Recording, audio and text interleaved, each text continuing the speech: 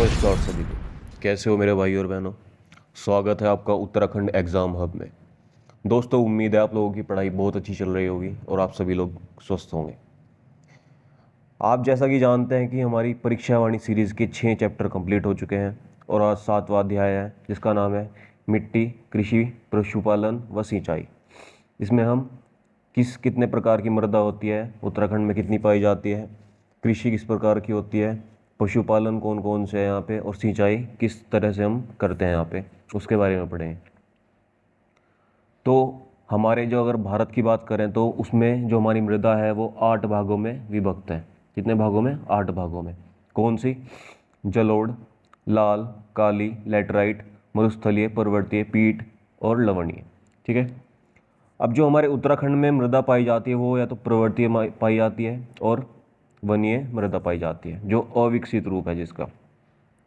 पर्वतीय मतलब जैसे पर्वत में आप, पर्वतीय मतलब जैसे आप पहाड़ों में जाते होंगे, वहाँ पे आपने देखा होगा कि कोई खेती कर रहा है। खेती तो नहीं होती है बेसिकली, वहाँ अपनी सब्जी वगैरह उगाते हैं, तो वहाँ पे पत्थर बहुत होते हैं, मिट्टी के साथ झाड़ियाँ बहुत होती हैं, तो वह इतनी उपजाऊ नहीं होती कृषि के लिए। और वन्य मृदा होती है यहाँ पे जो अविकसित है, यानी कि उसमें कुछ चीज़ों की कमी है जो मृदा यानी कि मिट्टी को कम उपजाऊ बनाती है, तो विकसित नहीं है हमारी उत्तराखंड की। किस चीज़ की कमी है? चूना और फॉस्फोरस की। चूना और फॉस्फोरस की। और किसकी बहुलता, यानी कि ज़्यादातर क्या चीज़ें पाई जाती हैं यहाँ पे? जीवाश्म। ठीक है। अब बात करते हैं अलग अलग प्रकार की मिट्टियों की। सबसे पहले तराई में जो मिट्टी है हमारी, जो उधम सिंह नगर और हरिद्वार वाला क्षेत्र जो है, उसमें कौन सी मिट्टी पाई जाती है? पहली बात तो ये दक्षिणी भाग में पाई जाती है। ठीक है।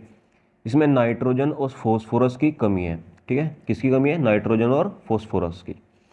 और कृषि कौन सी होती है यहाँ पे? ज़्यादातर गन्ना और धान। भावर मिट्टी, तराई के अगर जैसे तराई है इतना एरिया, अगर इसके ऊपर जाओगे तो ये आपको यहाँ पे भावर मिलेगा। ठीक है। भावर मिट्टी तराई के उत्तर शिवालिक के मध्य, यानी शिवालिक ये है और तराई ये है, और इसके बीच में पाई जाती है हमारी कौन सी? भावर मिट्टी। शिवालिक के दक्षिण में और तराई के उत्तर में।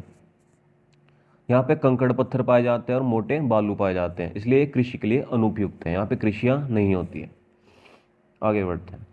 चारागाही मिट्टी, जब कहीं से नदी निकल रही होती है तो उसके अलग अलग फांट हो जाते हैं, यानी कि उसकी ट्रिब्यूटरीज निकल जाती है, सहायक नदियाँ निकल जाती हैं। तो जो इसके आसपास खेत होंगे जहाँ पे कृषि हो रही होगी, तो वहाँ पे जब इसकी मिट्टी जाती है तो उसको चारागाही मिट्टी बोलते हैं। और इसको 5 भागों में विभक्त किया गया है। कौन सी?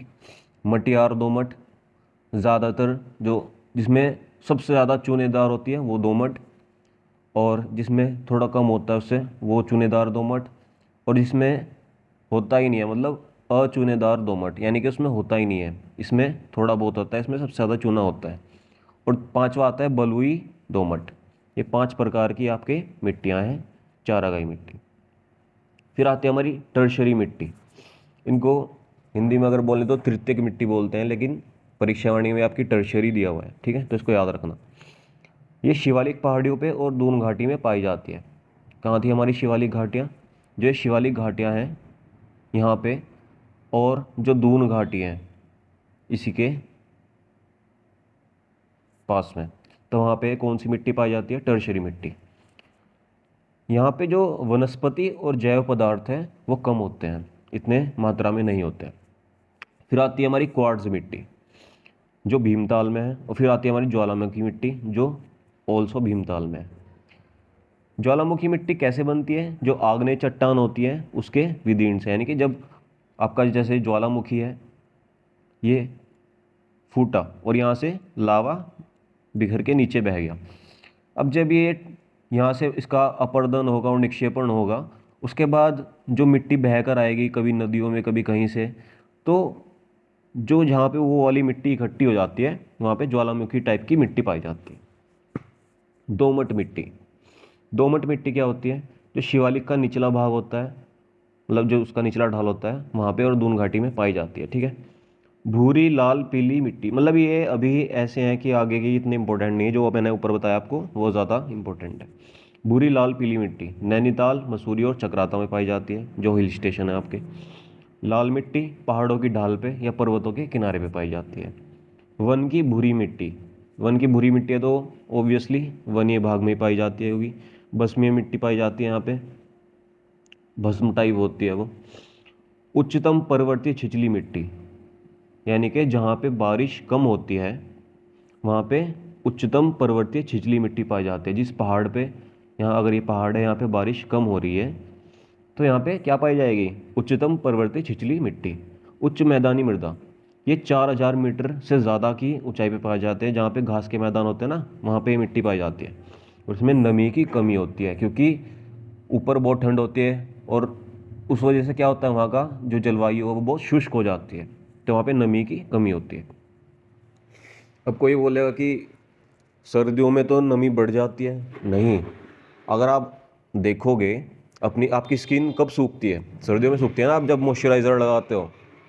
और ये क्या होती है कि हल्की क्षारीय होती है, यानी कि सोल्टीपन होता है इसमें, और इसमें कार्बन की मात्रा बहुत ज़्यादा होती है। ठीक है, क्या क्या याद रखना है इससे? 4000 मीटर से ज़्यादा की ऊंचाई पे पाया जाएगा, नमी की कमी होगी, हल्का क्षारीय होगा और कार्बन की मात्रा अधिक होगी। इसको अल्पाइन चारागाह और पाश्चर्स भी बोलते हैं। उपपर्वतीय मृदा, ये घास के मैदानों से नीचे पाई जाती है, मतलब 4000 मीटर से नीचे। जो उत्तराखंड है वो कृषि प्रधान राज्य है क्योंकि इसमें 69.77% जो आबादी है वो ग्रामीण है। और ग्रामीण में ज़्यादातर क्या होता है कि कृषि को ही अपना जो वो होता है व्यवसाय उनका, उससे ही अपनी आमदनी वो चलाते हैं। तो ज़्यादातर ये कृषि प्रधान है उत्तराखंड। अब इसमें भूमि सुधार आए बहुत ज़्यादा, उनको पढ़ते हैं। भूमि सुधार और भूप्रबंधन, सबसे पहला जो भूमि सुधार आया था वो गोरखाओं के टाइम पे आया था। ब्रिटिश कालीन भूमि बंदोबस्त जो है वो मनुस्मृति पर आधारित है। एक पुस्तक आपने सुनी होगी, ग्रंथ है वो मनुस्मृति, उस पर आधारित है। सबसे पहला जो भू बंदोबस्त आया वो गोरखाओं द्वारा लाया गया 1812 में। टोटल 12 आए हमारे, ठीक है। 1815 में पहला भूमि बंदोबस्त आया ब्रिटिश कालीन। 1815 में कौन था गवर्नर? कुमाऊं का गार्डनर। और गढ़वाल में ट्रेल 1816 में। 1863 से 73, वैसे तो अगर हमें सारे ही पढ़ने चाहिए लेकिन हम परीक्षा वाणी के अकॉर्डिंग चल रहे हैं तो हम मेन मेन पढ़ रहे हैं, ठीक है। 1863 से 73 नोवा बंदोबस्त आया, जिसे विकेट बंदोबस्त भी बोलते हैं, और ये JE विकेट द्वारा लाया गया था। बागवानी फसलें, लीची सबसे ज़्यादा कहाँ पाई जाती है? देहरादून में। सेब सबसे ज़्यादा उत्तरकाशी में। और दिल्ली में किस नाम से बेचे जाते हैं? न्यूजीलैंड। और अदर स्टेट में हिमाचली नाम से। चलिए, औषधीय या अन्य फसल, ठीक है। बेलाडोना, बेलाडोना की खेती सबसे पहले कहाँ हुई? कुमाऊं में हुई 1903 में। याद रखिएगा, क्वेश्चन डायरेक्ट बन जाता है। जिरेनियम, ये अफ्रीकी मूल का है और इसका साइंटिफिक नाम क्या है? पेलरगोनियम ग्रेवियोलेंस। क्या है? पेलरगोलियम ग्रेवियोलेंस। इससे क्या बनता है? सुगंधित तेल बनता है। चाय, चाय मध्य हिमालय और शिवालिक के बीच में पाई जाती है। शिवालिक आपको बताया था ये है, और मध्य हिमालय इससे थोड़ा ऊंचा है, तो इसके बीच में जो है हमारे चाय के बागान है। यहाँ पे चाय के बागान है। मैं डायग्राम इसलिए बना देता हूँ क्योंकि उससे चीज़ें याद रहती हैं, ठीक है। ऑर्गेनिक चाय, ऑर्गेनिक चाय कहाँ कहाँ पे हमारी, मतलब किसने श्रेष्ठ चाय का दर्जा दिया है? जापान ने, कनाडा और हॉलैंड ने श्रेष्ठ चाय का इसको दर्जा दिया है। चाय विकास बोर्ड, चाय विकास बोर्ड की जो गठन हुआ वो 2012 से 2015 तक हुआ। नहीं, मतलब हो तो गया पहले ही था, लेकिन 2012 से 15 के बीच में 3 नई फैक्ट्रियाँ खोली गई। कहाँ कहाँ पे? चंपावत, नोटी और हरिनगरी। ये दोनों कहाँ हैं? गरुड़ में, चमोली में, ठीक है। पहली चाय फैक्ट्री कहाँ खोली गई? घोड़ाखाल, नैनीताल में। और अत्याधुनिक चाय फैक्ट्री कहाँ खोली गई? कौसानी में। कृषि नीति 2011, ये 2011 से 2012 के बीच में लागू हुई। उत्तराखंड स्टेट सीड सर्टिफिकेशन, यानी कि जहाँ पे बीज मिलते हैं कृषि के लिए, वहाँ उसकी स्थापना कब हुई? 14 मार्च 2001। याद रखना, 14 मार्च 2001। एक ऑप्शन वो 4 अप्रैल 2001 भी देता है, उसमें कंफ्यूज मत होना, देता ही देता है बहुत बार एग्जाम्स में। ऑर्गेनिक सर्टिफिकेशन एजेंसी, यानी कि जहाँ से आपको, जैसे आप किसी चीज़ की ऑर्गेनिक खेती कर रहे हो, मान लिया मशरूम ही उगा रहे हो, तो आपको उसका सर्टिफिकेट चाहिए होगा। अगर आप ऑर्गेनिक बोल के उसको बेच रहे हो तो उसका सर्टिफिकेशन कहाँ से मिलता है? ऑर्गेनिक सर्टिफिकेशन एजेंसी से। ये कब स्थापित हुई? 8 जून 2006 को। कृषि उत्पादन विपणन बोर्ड, इसकी स्थापना दिसंबर 2000 में हुई। ई राष्ट्रीय कृषि बाजार परियोजना, जो हमारा कृषि का बाजार होता है जहाँ पे मतलब मंडी होती है, तो उसके लिए जो ई राष्ट्रीय कृषि बाजार परियोजना है, मतलब उसमें आपका इंटरनेट से जोड़ा जाएगा सब कुछ क्या होगा कि ऑनलाइन चलेगा। तो ये 5 मंडी कहाँ कहाँ पे है?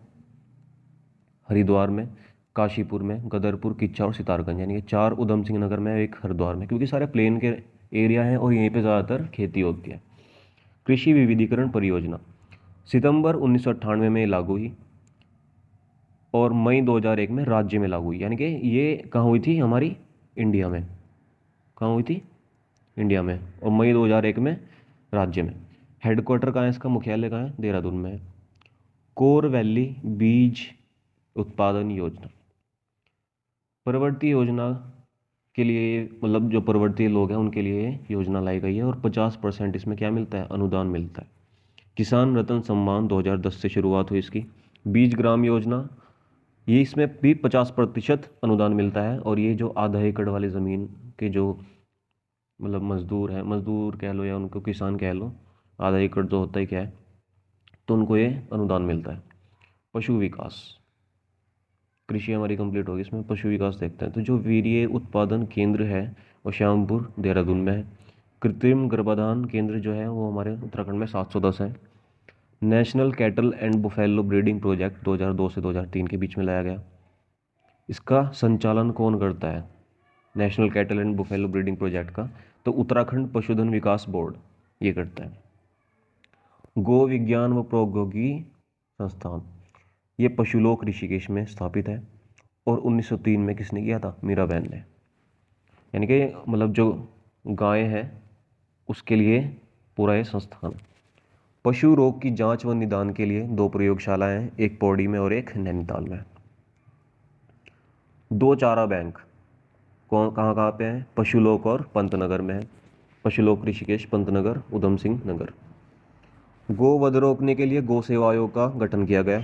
डेयरी विकास, पहला दुग्ध संघ, यानी कि जो दूध के लिए पूरा यूनिट वो थी, यूनियन थी, वो 1949 में स्थापित हुई हल्द्वानी में। समन्वित डेयरी विकास परियोजना 2002 से 2003 के बीच में हुई शुरू और milk powder plant Udham Singh Nagar में लगा हुआ है। डेयरी शोध व विकास केंद्र कहाँ है? हमारा नैनीताल में है। भेड़ व ऊन विकास के बारे में पढ़ते हैं। तो एकीकृत ऊन विकास कार्यक्रम 2004 से 2005 के बीच में शुरू किया गया। भेड़ प्रजनन प्रक्षेत्र 12 है। भेड़ व ऊन प्रसार केंद्र कितने हैं? 113 है। ठीक है। ऊन का जो भेड़ और ऊन का जो प्रसार केंद्र है वो कितने? 113 है, लेकिन भेड़ का जो जहाँ पे प्रजनन होता है वो 12 ही सेंटर है हमारे। आगे बढ़ते हैं। जो विकेट बंदोबस्त था मैंने आपको बताया अभी, तो उसमें भूमि को 5 भागों में विभक्त किया गया था। तलाऊ, उपराऊ, अव्वल, उपराऊ दोयम और इजराइन कंटेल। ठीक है। ये सब क्या है डिटेल में इनको मैं बाद में पढ़ाऊँगा, अभी इतना बता देता हूँ कि जो तलाऊ होता है वहाँ पे सबसे ज़्यादा क्या होती है? पानी की, मतलब पानी सबसे ज़्यादा वहाँ पे मिलता है। उपराऊ में उससे कम मिलता है। और ये अव्वल, उपराऊ दोयम, इजराइन कंटील, यहाँ पे बहुत कम खेती होती है। तो मैं आपको डिटेल में आगे पढ़ा दूँगा। ठीक है, अभी आप इनको याद रखिए कि 5 भागों में विभक्त है। जो आखिरी बंदोबस्त था वो 11वां था, 1928 में गढ़वाल में लागू हुआ इवर्टसन द्वारा। और स्वतंत्रता के बाद 12वां जो हमारा भूमि बंदोबस्त हुआ वो उत्तर प्रदेश सरकार द्वारा लाया गया 1960 से 64 के बीच। अब एक नाली, जो ये नाली वगैरह होते हैं, ये मापने के एक भूमि में मापन का जो एक इकाई होती है वो होती है। तो एक नाली में 200 मीटर स्क्वायर होते हैं और 50 नाली में 1 हेक्टेयर होता है। ये आपके मेन है, तो मैंने आप यहाँ पे लिख दिया। राज्य गठन से पहले 9.26 लाख जो एरिया था हमारा वो जोतने लायक था और अब 8.91 लाख, मतलब जो किलोमीटर का स्क्वायर एरिया है वो, सॉरी मीटर स्क्वायर एरिया है वो जोतने लायक है। यानी कि अब इसमें घाटा हुआ है। क्या हुआ है? घाटा। यानी कि जो कृषि है, कृषि के लिए ज़मीन है उत्तराखंड में, वो अब उतनी उपजाऊ नहीं रही। बहुत सारी जो जगह है, 3.5% वो बंजर हो गई है। अब पढ़ते हैं उन्हें डिटेल में, जो मैंने आपको भाग बताए थे। तालाब ये घाटी के तल में होते हैं और यहाँ पे सिंचाई की सर्वोत्तम व्यवस्था होती है, यानी कि सबसे ज़्यादा पानी आता है यहाँ पे। उपराओं से 3 गुना अच्छी है ये, ठीक है, यानी कि जो ये उपराऊ है इससे 3 गुना अच्छी है। उपराऊ ये असिंचित भूमि है, यहाँ पे कम या बहुत ही कह लो बहुत ही कम यहाँ पे सिंचाई की व्यवस्था मतलब है यहाँ पे।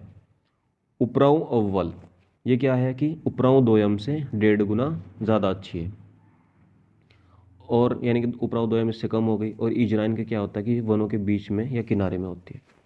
तो तालाबों में क्या है, सबसे ज़्यादा पानी है।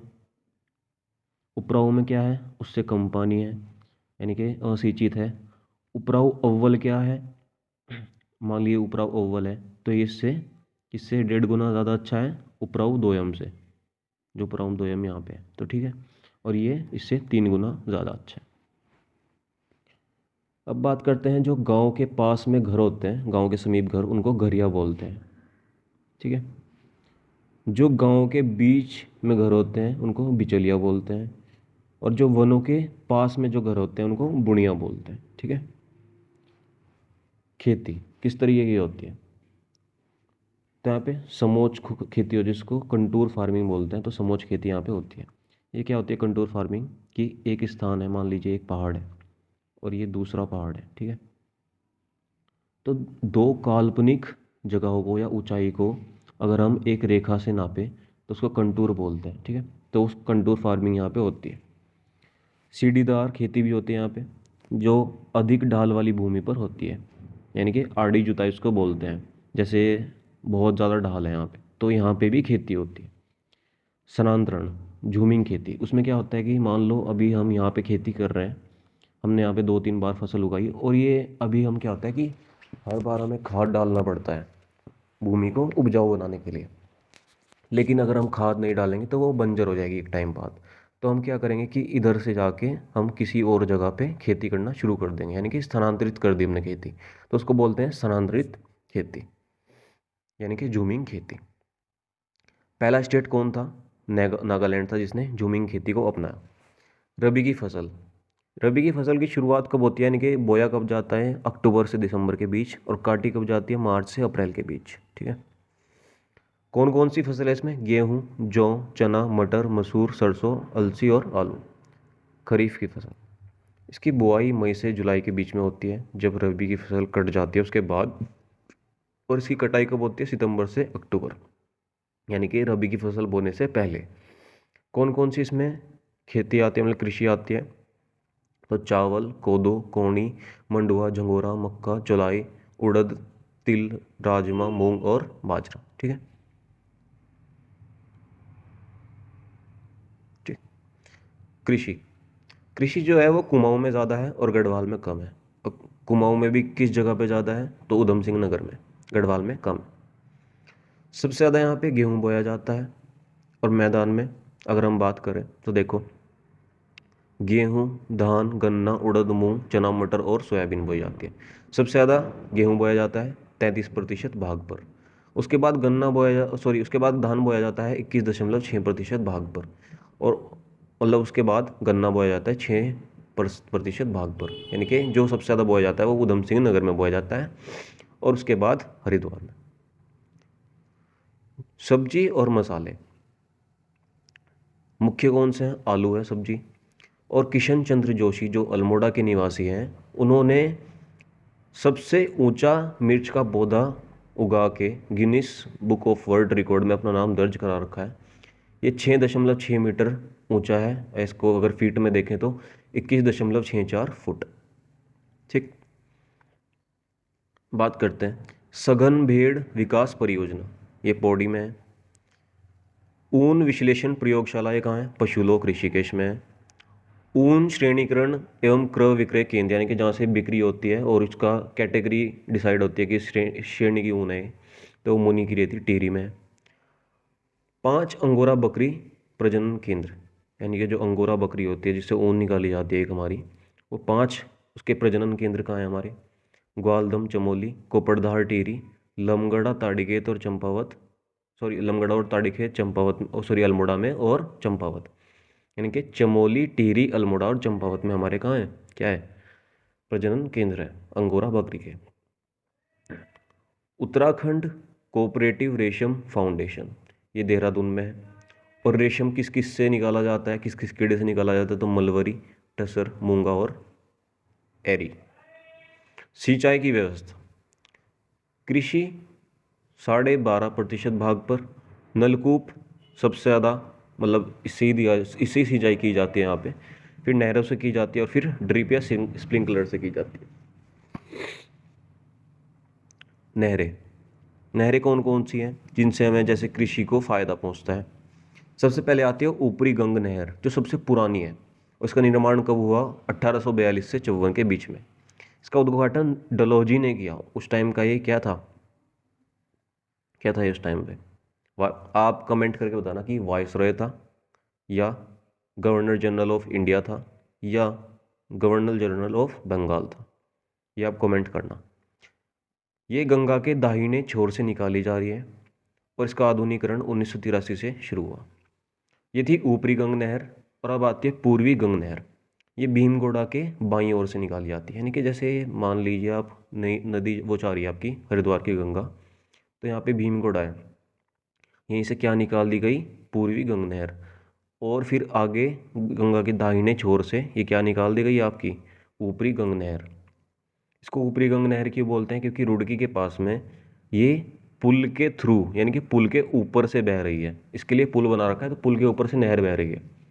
उस टाइम का ये आर्किटेक्चर था, और उस टाइम के ये आर्किटेक्ट थे जो इतना मतलब कमाल की चीज़ें बनाते थे। और आज के टाइम पे देखोगे आप, अगर कोई रोड भी बन रही है, कुछ भी बन रहा है, पुल बन रहा है, तो 10 साल में उसका राम नाम सत्य हो जाता है। खैर छोड़िए। शारदा नहर, ये बनबसा चंपावत में है और उत्तराखंड और नेपाल की सीमा बनाती है। रामगंगा नहर कालागढ़ पौड़ी से निकलती है। नहर है क्योंकि इनसे सिंचाइयाँ होती है, इसलिए हम इनको पढ़ रहे हैं इसमें। ये नदी, ये जो है नदी वाला जो चैप्टर है वो नहीं है ये, ठीक है, वो जा चुका है हमारा। ये क्या है, नहर है हमारी, तो इसलिए हम इनको पढ़ रहे हैं। उसके बाद आती है टिहरी बांध परियोजना, 1972 से शुरू हुई। पहला चरण 2006 से 7 के बीच में शुरू हुआ। 2400 मेगावाट की क्या है ये परियोजना है, और 260.5 मीटर ऊंचा ये डैम है। ग्राम्या, 7 जनपदों में विश्व बैंक ने इसको खोला है। ये एक संस्था है ग्राम्या, विश्व बैंक द्वारा खोला गया है। और किसके अंतर्गत आता है, जलागम विकास परियोजना। इसी के साथ दोस्तों हमारे 7 चैप्टर कंप्लीट हो गए हैं। आपको पता भी नहीं लगा होगा कि कितनी देर में आपका चैप्टर कंप्लीट हो गया, है ना, क्योंकि हम बुकिश लैंग्वेज पढ़ ही नहीं रहे हैं। हम जो हमारा जो मेन मोटो है वो ये है कि उसमें से, इतने बड़े चिट्ठे में से हम काम की चीज़ क्या निकाल सकते हैं, वो ये हमारी काम की चीज़ है।